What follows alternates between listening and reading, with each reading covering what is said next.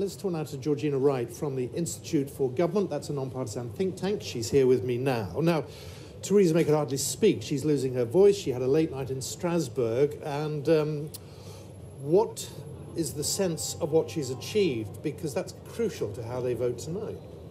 Absolutely. I mean, I think the weather now is quite symptomatic of what's going on. It's a bit bleak. It's not looking great. We hear that the Labour Party aren't ready to support the deal. We've heard that the DUP are going to reject the deal and the IfG as well. So where does this leave the House of Commons, and where does this leave Brexit? We're 17 days away. The EU, I think, have been pretty clear. They've said, look, we've gone as far as we can. There's not much more that we can give. And, you know, if we are going to talk about an extension, we need to know now. But at the moment, everyone is looking at what's going to happen tonight. But the EU last night, Jean-Claude Juncker, would have known what the Attorney General confirmed today, that actually very little has changed on the face of it. Yeah, possibly, but then they were quite clear from the start. They said, you know, what the deal on the table is the outcome of 18 months of complex and at times quite tedious negotiations. It was always going to be quite remarkable what changes they could effectively do in a matter of days. They were always very cautious. They said they were open to further talks. They were open to tweaks. They would seek to provide more certainty and reassurance to those MPs who were on the fence, who didn't, you know, sort of fully trust the EU. But they said there are limits to what we can actually deliver on. And I think this has proven that, yes, those limits are indeed real. Georgie, just talk us through what happens if there is a vote against the government tonight. At the moment, we think that there'll be 2 further votes this week. Yes, that's what the Prime Minister had promised last week. He said, look, there's going to be a 3-point plan. If you reject my deal because you don't think it's good enough, the following day we'll have a vote on whether or not to reject no deal. If you reject no deal, then the day after that we will have a vote on extending Article 50.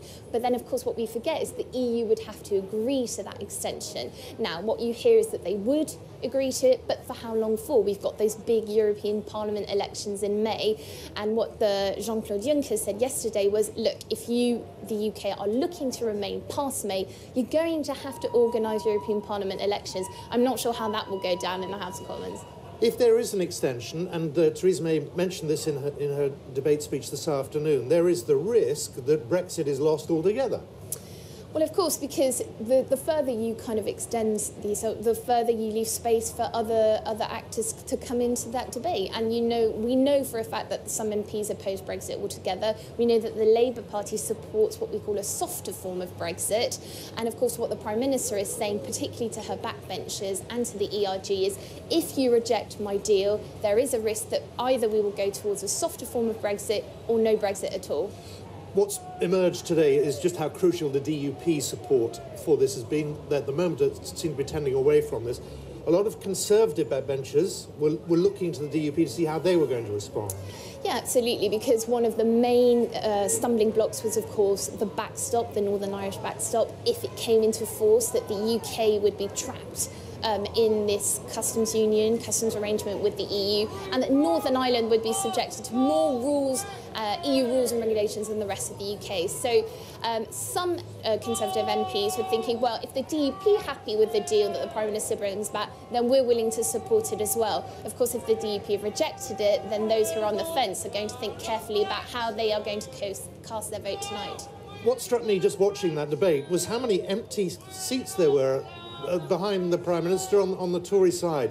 This is supposed to be the most important vote since Suez. Yes, but then I guess it's not entirely a surprise. We've known that these talks were ongoing. I think some MPs were sceptical about how much further change realistically the Prime Minister could bring back. What's clear is that there have been clarifications, there have been further reassurances, but that some of them knew that those changes wouldn't be enough. So perhaps they feel that they, don't need to listen, and actually they're going to talk amongst themselves on how to move next. Georgina, always good to talk to you. Thank you very much, Georgina, right there from the Institute for Government.